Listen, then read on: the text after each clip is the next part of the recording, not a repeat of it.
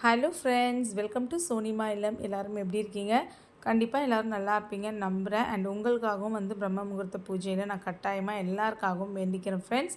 And நம்ம சேனலை subscribe பண்ணி சப்போர்ட் பண்ணுற எல்லாருக்குமே ரொம்ப ரொம்ப ரொம்ப பெரிய தேங்க்ஸ்.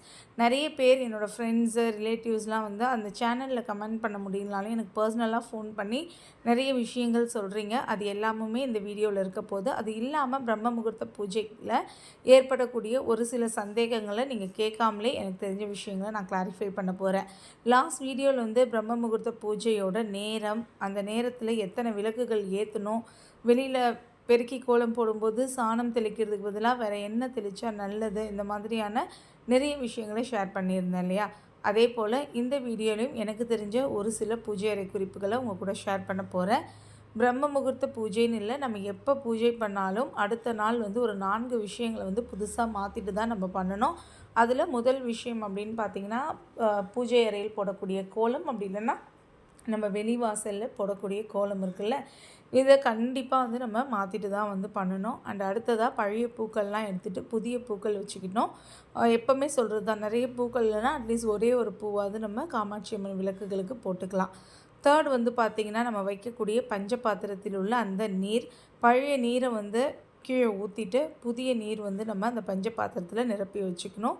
ஃபோர்த் ஒன் நம்ம வைக்கக்கூடிய நெய்வேத்தியம், உடனடியாக கெட்டு போகக்கூடிய மாதிரியான நெய்வேத்தியங்கள், அதாவது பால், நம்ம செய்யக்கூடிய சர்க்கரை பொங்கல், இதெல்லாம் கொஞ்சம் நேரம் வச்சா வேஸ்ட் ஆகிடும். ஸோ அதெல்லாம் நம்ம ஒரு 1 to 2 ஹவர் வச்சுட்டு அந்த விளக்கு நம்ம குளிரூட்டுனதுக்கப்புறமா எடுத்து நம்ம பிரசாதமாக எடுத்துக்கலாம். மற்றபடி ட்ரை நட்ஸு, ஃப்ரூட்ஸு இதெல்லாம் நீங்கள் வைக்கிறீங்க கடவுளுக்காக அப்படின்னா, அதை நீங்கள் அன்றைக்கி ஈவினிங் பூஜையில் எடுத்துகிட்டு யூஸ் பண்ணிக்கலாம். அப்படி இல்லைனா அடுத்த நாள் மார்னிங் கூட எடுத்துக்கலாம். பட் பழைய நெய்வேத்தியத்தை வச்சு நம்ம யூஸ் பண்ணக்கூடாது. முன்னாடிலாம் இதெல்லாம் எனக்கு தெரியாது. இப்போ ஃபாலோ பண்ண ஆரம்பித்ததுக்கப்புறமா நெய்வேத்தியம் வைக்கலனாலோ தண்ணி வைக்கலனாலோ எனக்கு என்ன ஃபீலிங் இருக்குன்னா, நம்ம சின்ன வயசில் குழந்தைங்களுக்கெலாம் சாப்பாடு ஊட்டும்போது பக்கத்துலேயே தண்ணி வச்சுப்போம். தினந்தோறும் புதுசாக தான் ஏதாவது சாப்பிடுவாங்களா அப்படின்னு ஆசைப்பட்டு கேரட் சாதம், பருப்பு சாதம் அந்த மாதிரி ரெடி பண்ணுவோம். ஐயோ, அந்த மாதிரி தானே அவங்களும் சாப்பிடுவாங்க. இன்றைக்கி நம்மளால் மார்னிங் பிரேக்ஃபாஸ்ட் சாப்பிடாமல் இருக்க முடியுமா? அவங்கள வணங்குகிறோம், அவங்கள உயிராக நினைக்கிறோம். உயிருள்ள ஒரு ஜீவன் நினைக்கும் போது அப்போ அவங்களுக்கு நம்ம கட்டாயமாக ஏதாவது ஒரு நெய்வேத்தியம் வைக்கணும் இல்லையா?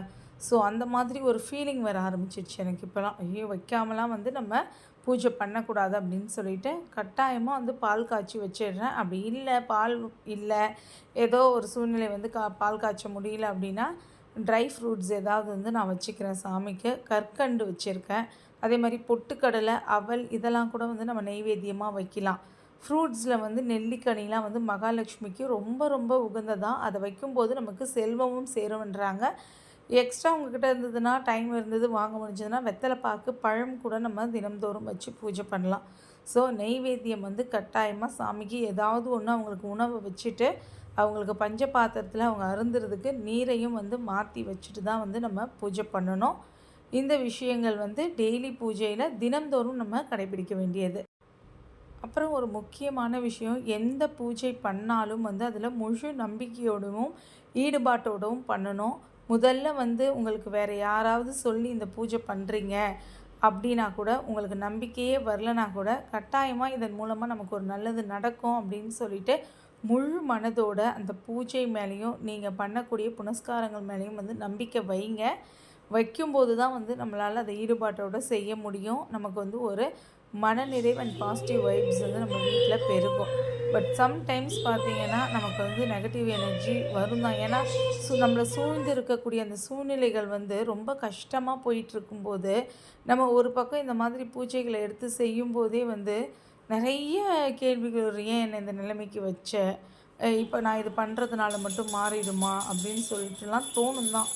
அதனால் அந்த மாதிரி வருதே அப்படின்னு சொல்லிட்டு நிறுத்திடாதீங்க. ஏன்னா இந்த பூஜையை பண்ண முடியாத அளவுக்கு நிறைய டிஸ்ட்ராக்ஷன் வரும். பிகாஸ் நானே என்னோடய 5th டே பூஜையே பண்ண முடியல.